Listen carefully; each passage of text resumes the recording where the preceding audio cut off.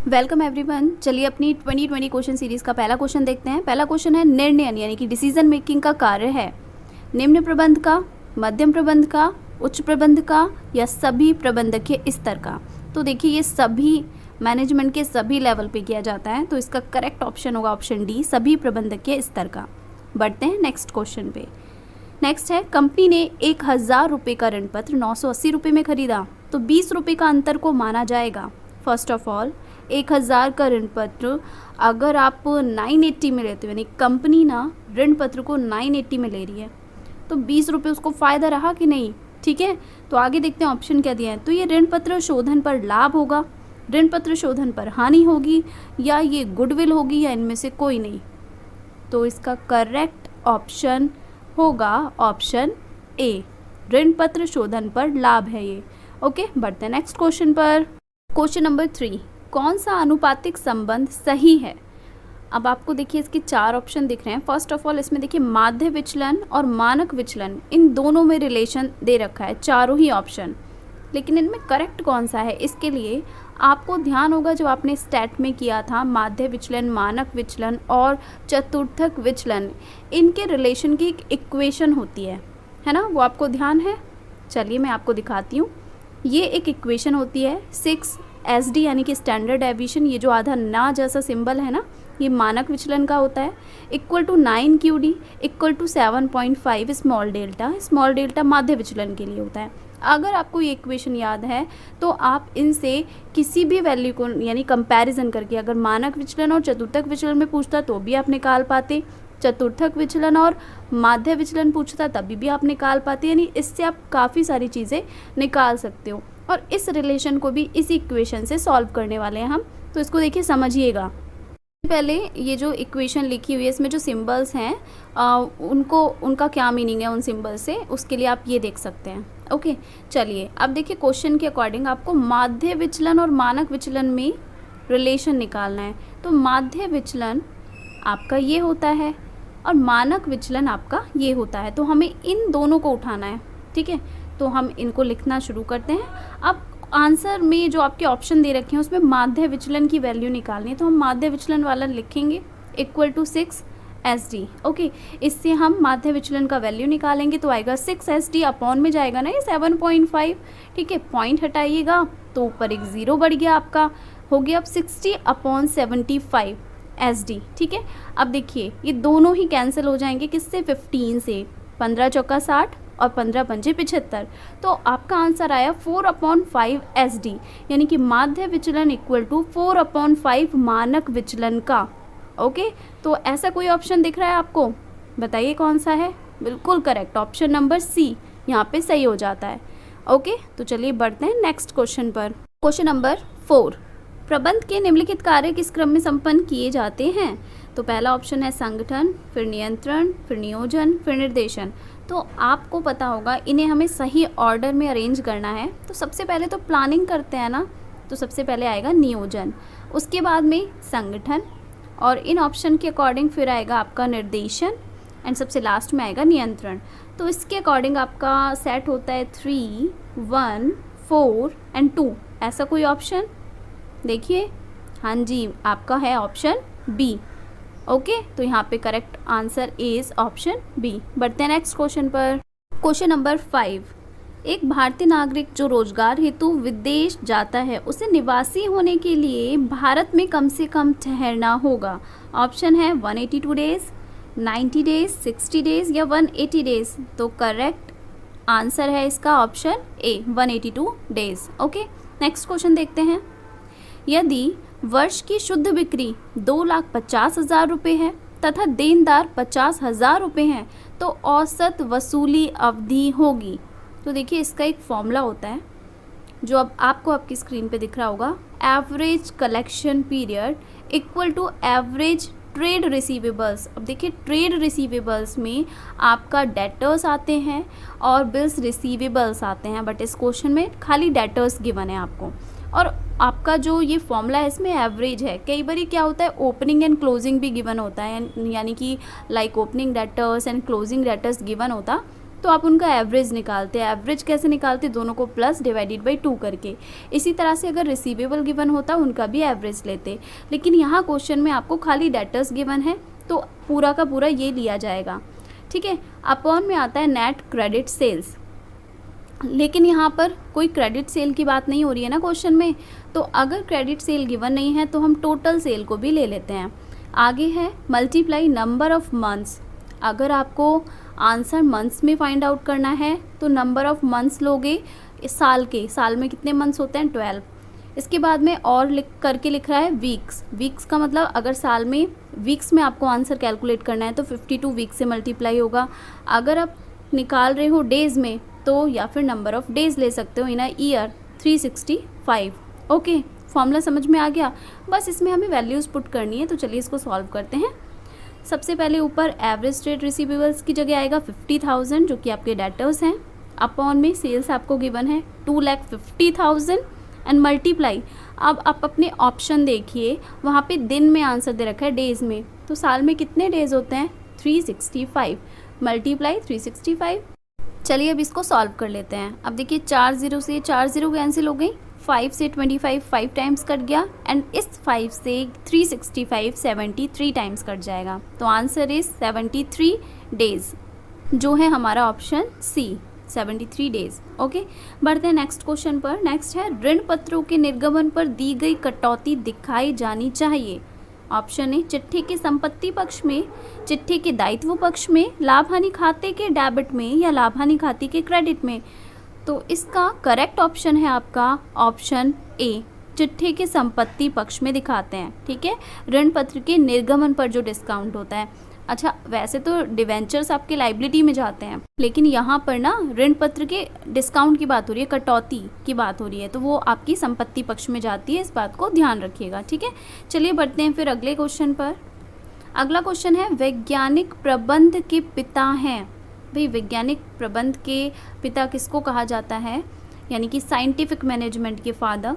पहला ऑप्शन है Henry Fayol, दूसरा है एल्टर मेयो, तीसरा है आपका एफ.डब्ल्यू. टेलर या हर्बर्ट साइमन। बताइए, इसका करेक्ट आंसर है ऑप्शन सी, एफ.डब्ल्यू. टेलर को, ठीक है।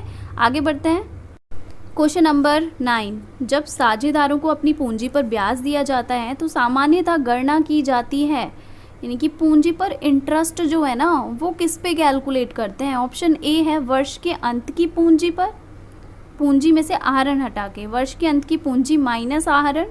बी पॉइंट है आपका वर्ष के अंत की पूंजी पर, सी है आपका औसत पूंजी पर, या ऑप्शन नंबर डी है वर्ष की आरंभिक पूंजी पर।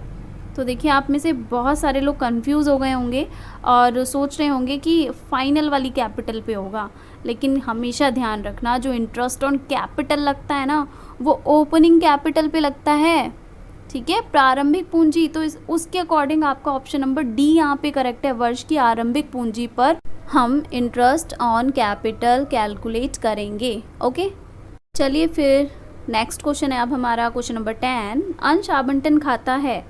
कैसा खाता होता है भाई ये? ऑप्शन ए है वास्तविक खाता, बी है आपका व्यक्तिगत खाता, सी है नाम मात्र का खाता, या ऑप्शन नंबर डी कैपेक्स खाता। तो इसका करेक्ट आंसर है आपका यहाँ पर ऑप्शन बी, ये व्यक्तिगत खाता होता है।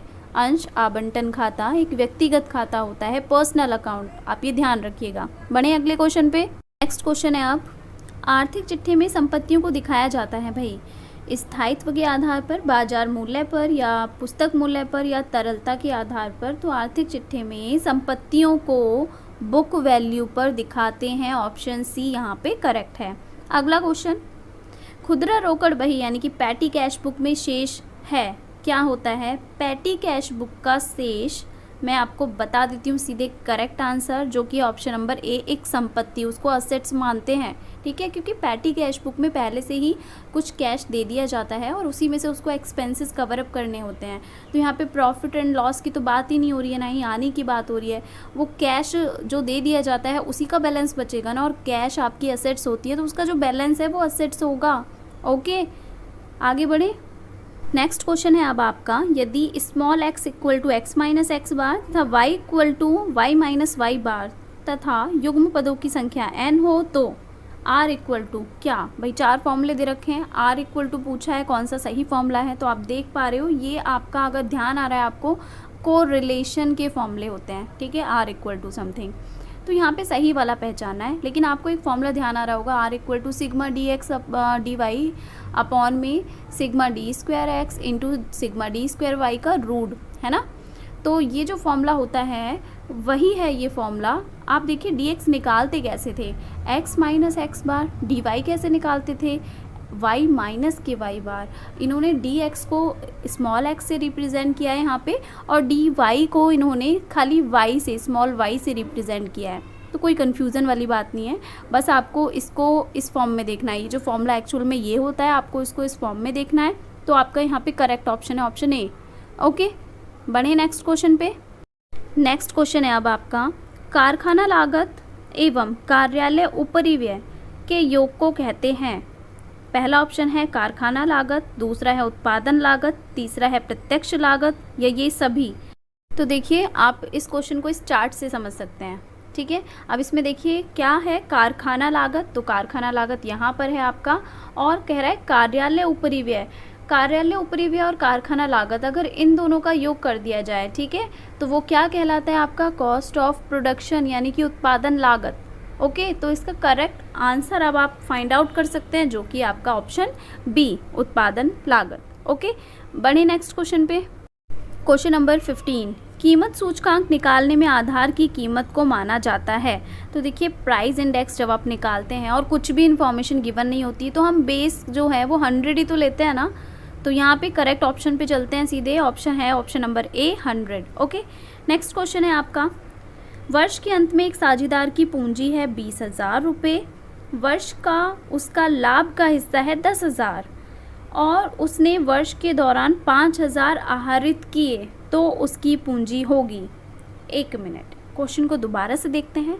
वर्ष के अंत में साझेदार की पूंजी थी 20,000। अब देखिए वर्ष के अंत में पूंजी अगर स्टार्टिंग में दे दी, तो ये कौन सी पूंजी पूछ रहा है हमसे, ये पूछ रहा है हमसे ओपनिंग कैपिटल। और अंत की जो पूंजी होती है भाई, वो तो एडजस्टमेंट करने के बाद में आती है। लाइक अगर प्रॉफिट है या तो ऐड कर देते हैं, कैपिटल में लॉस है तो माइनस कर देते हैं, ड्राइंग्स है तो माइनस कर देते हैं, है कि नहीं। तो देखिए इसको आप इससे अच्छे से समझेंगे, इसको हम सॉल्व करते हैं तो आपको अच्छे से समझ में आएगा।